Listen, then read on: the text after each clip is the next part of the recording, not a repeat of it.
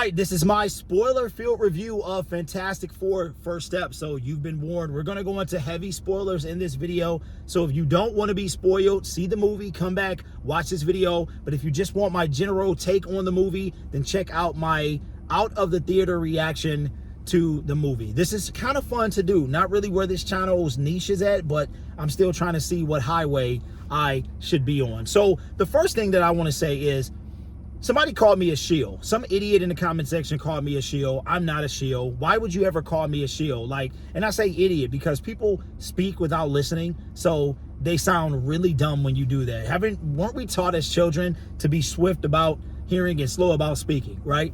So first thing is, the movie is on the shorter side. I believe it's less than 2 hours. And when the first 10 minutes of the movie, they do a great job of like this montage. Now, we've already seen the Fantastic Four. I was going to call them the Fast and the Four. We've already seen the Fantastic Four and their origin story. We already know it. But what this movie does is within the first like 5 minutes, you find out that Sue Storm is pregnant. And it's this futuristic like pregnancy test, and you find out she's pregnant. And then they do a montage of basically the Fantastic Four getting their powers, what they're about. And then by the time that 10 minutes is over and that montage is over, you find out that they've been doing this for 4 years. The space trip happened 4 years ago, and they've been doing that. So the movie is, it's not great. Like, it's not fantastic. I wanted the movie to be fantastic, but it's not fantastic. So basically, after that, after they come back, they do the 10-minute montage. There's basically Sue's pregnant, and they find out that there's a threat coming. Within 15 minutes of the movie, they're chilling, they're just going about their family life, like literally nothing is happening. As far as there's no threat, there's nothing happening, they're just doing regular things. And then the Silver Surfer comes, and she brings, all this destruction with her. She comes and she tells the world that this world is slated for destruction. So say hi and bye to your loved ones. Tell them that you love them. Say the things that you need to be, that went unsaid. So that's about 15 to 20 minutes in the movie. So this giant threat of Galactus is coming. Now, keep in mind that there's been no action at all. The only action from this movie is during the montage where it shows. So if you've seen the trailer, you've seen most of the action. Like, you've literally seen 1/3 of the action. So when the thing is pulling the boat out of the water in the trailer, that's part of the montage. When Johnny Storm is absorbing the flames, that's part of the montage. When Sue Storm stops this 76 ball from crushing these people, that's part of the montage. When you see Reed flip away from the fire, that's part of the montage. So that's all the action that you get at the beginning of the movie. And that was one of my biggest kind of gripes about the movie, is we got more action in the 2000 Fantastic Fours. So fast forward now. So she finds out she's pregnant at the beginning, and then the montage happens. About 15-20 minutes in, they find out that that there's a threat. But by this time, Sue Storm is probably about to deliver. Like, she's in her last trimester for sure. So they go into space. The galactic threat comes over. Reed deduces very quickly that that this guy is coming to destroy planets, and that they've been selected, and blah, blah, blah. So they travel all the way to Galactus. Now, what I did like is it didn't go unexplained. Of course, nothing in this movie is based on reality, but they basically travel at the speed of light. They go into light speed, and they go to Galactus, and Galactus is in his ship, and they try to talk to him and reason to him and figure out, okay, how can we stop you from destroying our planet? He does a scan with his eyes and sees that the unborn baby is the way that he can stop his. Basically, he wants the baby to replace him as Galactus. Like, he wants him. He was chosen. He wind up becoming Galactus, and he's tired. He doesn't want to do it anymore. Now, first I was a little bit confused as to, okay, So I don't really know how Galactus works, because first it was like, all right, the baby will quench his appetite. But then you also thought that the baby would take over for him. So by the end of the movie, it seemed like the baby would quench his appetite and he didn't have to eat planets anymore to survive. His appetite is so strong, he goes around destroying. The Silver Surfer picks the planet, he destroys a planet, his appetite is quenched for a little while, then he goes back and starts it all over again. So now this is about a half hour into the movie, if that. They go by light speed, they get there, they pull up to the planet, they get off on the planet, they literally meet Galactus. So Galactus is sitting on this giant throne and they talk to him. So he's like, he does a scan and finds out that just from the scan that Franklin, the unborn child, is going to be his way out. So he's like, I will spare Earth if you give me the child. And that's like, no. So I instantly thought like, okay, well, they're going to get back to Earth. And they spoiled a lot of this stuff in the trailer. They're going to get back to Earth. They're going to tell people that it was the child of them. The Earth is going to turn on them. So the best scene in the movie to me is what happens next. So Johnny Storm is like, heck, we're not doing that. So he goes and he kind of creates a situation where Galactus is attached to these like, look like they're life support or exhaust systems or something. And he kind of disrupts that, right? So then this big old chase sequence begins. So they rush back to the ship. The Silver Surfer is chasing them. And then what ensues is they have to escape the Silver Surfer. But while they're doing that, Sue gives birth in space. She gives birth in space. Now, of course, this is a movie. You have to suspend belief for a little, a lot, right? But a lot of stuff, right? Anyway, you can't get too technical, but I don't know. My mind is like, if what really happened during pregnancy, nobody will watch this movie, because it's like, anyway. So they get back to Earth, and at this, they've been gone for a month. So they get back, and the people ask them, hey, are we safe? And Reed says, I don't know. So then we're not giving him the baby. Reed says, okay, well, how about he's working on his teleporter that's introduced at the beginning of the movie? And Reed was like, well, there's nothing we can do to stop Galactus. We cannot beat him physically. So what can we do? How about we transport the Earth? Well, they build these in like record time. So the movie takes place, it looks like over a year. From the beginning of the movie to the end of the movie, it's been at least a year. So they assemble all the nations, and they come up with these, they built these giant, basically Reed's teleporters at different spots through the Earth, and their goal is to transport the Earth to a different universe and be away from Galactus, where he won't find them for millions of years or thousands of years or something like that. So then the Silver Surfer comes in. They're just about to do it. They're within 20 seconds from making it happen, or at least trying to make it happen. She comes in, starts to destroy the portals. Now Johnny, when he was back on her Earth or meeting Galactus, he stumbled across these, like, she said something to him, and it was some messages from the beginning of the movie that they basically wind up deciphering due to the little snippet of language that they had from when the Silver Surfer talked to Johnny. She said like one phrase, and so Reed was able to put like the whole language together. Johnny learns the language. So as the Silver Surfer is about to destroy the last portal, the last teleporting device, he basically appeals to her humanity. They show a flashback of her, and basically she gave up herself in her human, her human form, to become his herald, aka the Silver Surfer. So then he talks to her, and she tells them there's nothing they can do to stop it. It's not their choice, because Franklin, or what's his name, Johnny, is like, yo, take me instead. And he's like, well, she's like, it's not your choice. Like, basically, it's the baby or the Earth, is one or the other. So she's distraught because her planet and all the other planets that she let get destroyed. So she flies away. Now, you do not see her again. And the last act of the movie was super telegraph. So I try to do this within 20 minutes. So now we're in the last act of the movie. That's destroyed. So now Reed says, well, we need to bring Galactus to us. And how to do that? Franklin. He wants Franklin. So they use the baby as bait. They get him in. They get Galactus almost into teleporting. He has to go inside of this little area.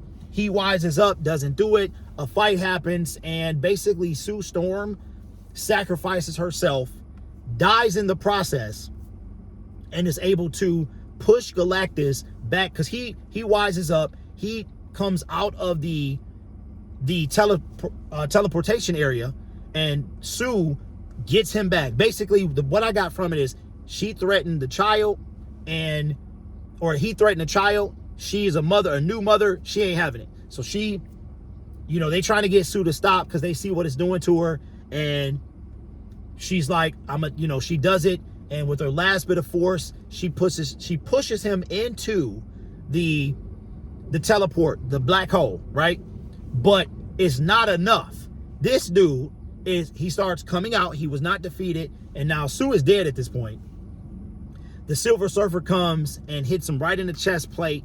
They fly warp because the warp was only going to be open for 37 seconds. So they managed to pull it off. He goes in. Sue's dead. They don't know what the baby is capable of doing. The baby's bawling. Everybody bawling. They can't believe what's happening. And then basically the baby resurrects her. We don't know what his power is, but the baby's like, hey, give me my mama. Like, he's crying for his mother, reaching out to her. Reed sits him on there, and after he sits on her, he stopped crying. And then after a while, she comes back to life. So I don't know what this baby is capable of doing. I don't read the comics, but so then that's the end of the movie. That's the end of the movie. They, go back to their regular life, yada, yada. So the mid-credit scene, now this is an absolute game-changing spoiler. So if you've been here and you don't want to know, then I would suggest that you go somewhere else right now. The mid-credit scene is basically, it's a 4-year time jump. Sue and Franklin are reading a book. She wants to find his favorite book. She gets up. When she's coming back, she feels that there's a presence in the house. She comes around the corner. She's ready to defend, and it is none other than Dr. Doom that is in Franklin's face, and Franklin is touching his face. And then it cuts. Post-credit scene is a goofy cartoon that they played during the movie, like the cartoon intro. Now, that's the movie. My thoughts. It was better to me, and I keep saying this, it was more cohesive than Superman. Any superhero movie is ridiculous because of the realism in it, right? The most accurate, probably realistic superhero you're probably going to ever get is probably Batman, simply because he's a man in a suit, right? So if you go in there, you're not looking for realism, but it was very little action. It was literally, Reed barely uses his powers. Who used their powers the most? It would be Johnny Storm, Sue, Thing, and then Pedro Pascal. So let's talk about Pedro. Pedro right now is overexposed. He's in way too much stuff. He did not work. I did not watch The Last of Us, but I've seen the character Joe. I know a little bit about the character Joe. Pedro is not Joe. He was miscast. He's been miscast a lot. He was miscast here. He did better than I thought he was going to do. I started to kind of buy in to him as the movie went on, but I think he was miscast, and they could have found a different actor than him.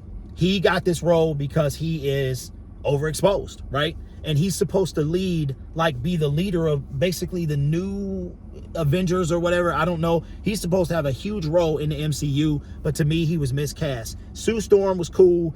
The Thing was cool. Johnny Storm was cool. He wasn't as bad as Chris Evans. He didn't joke around as much, but he was a jokester. He still liked the ladies. He was all that stuff.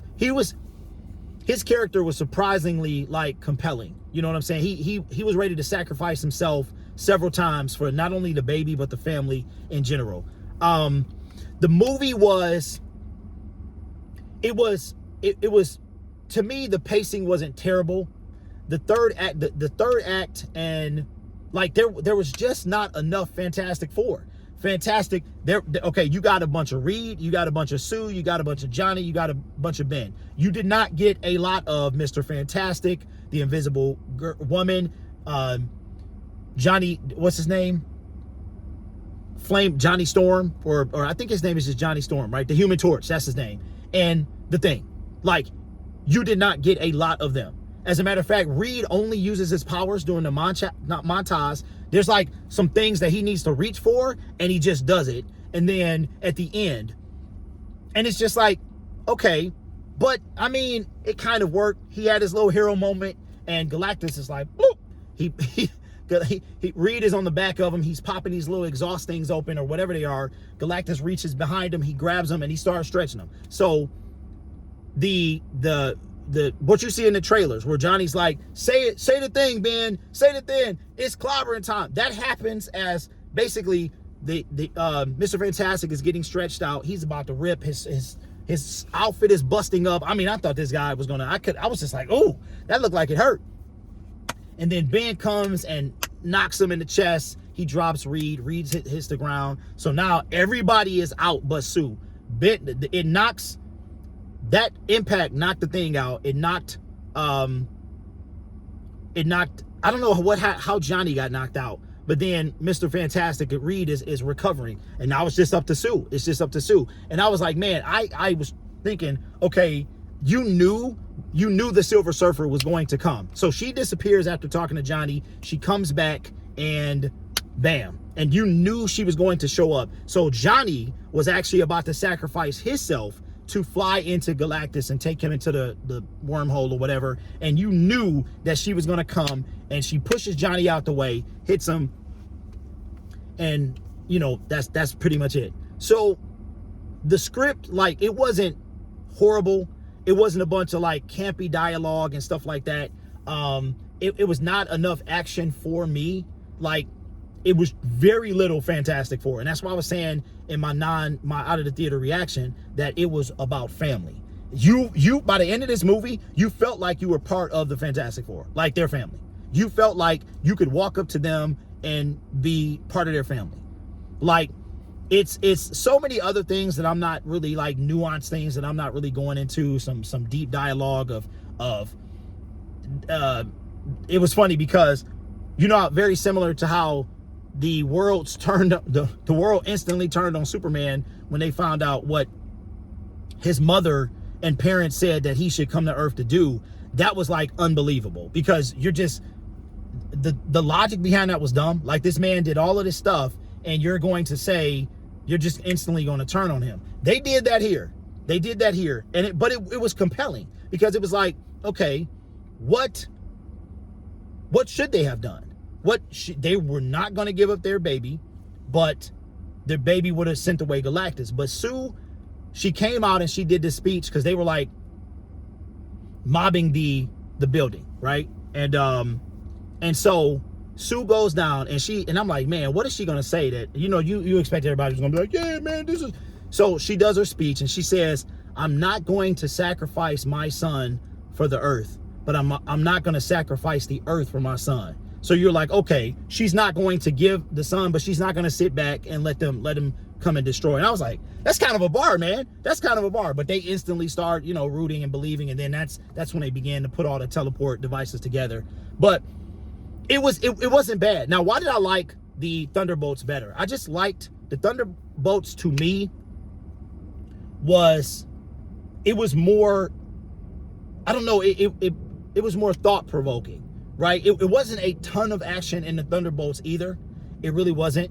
But I didn't expect any action in that movie. You know what I'm saying? Because Century is way OP and all of that other stuff. And it's like, okay, well, I just liked where Marvel went with that. And I mean, it's not a big difference, but I like how the void at the end, I know a lot of people, my bad. Spoilers. Well, I didn't really spoil anything, but because everything I said was in the trailer. But I enjoyed Thunderbolts. I just think it was more compelling. You had all these different personalities and how they're going to get together, the things they were dealing with on and off the battlefield. But here, I was just like, okay, we didn't watch it didn't feel like a Marvel movie. It felt like it felt like a Disney Plus show. That's what it felt like. It felt like that this was something, it didn't look or feel cheap. It just looked like it should have been on Disney Plus, like that type of thing. But it wasn't bad. It wasn't great. It definitely wasn't fantastic. Overall, it was a good movie that I could sit through again. Like Superman, nope, not happening. This movie, I could see myself sitting again. I went by myself, if my son wanted to see it. The whole family was like, nah. They showed the trailer for Superman. They was like, we don't want to see this. We good. I was like, dang, okay. So I literally went by myself. But anyway, those are my thoughts. Overall, do I have a rating for it? I probably would say, I don't know, man. I would say a generous 7. A generous 7. It was you sitting watching the movie and you like, aside from the special effects, why did this movie take so long to come out? Like and Galactus, I didn't even talk about him. Galactus was great. He was great. He wasn't a puff of smoke. He was great. Everything about him was great. He was a threat. So it's a lot more that I could talk about. Maybe we could do that in some type of different video, but I don't want to make this too long. I'm trying to keep it around the same length of my Superman video. But let me know your thoughts if you saw it, and come back after you see it and let me know what you think. All right, I will catch you guys in the next video.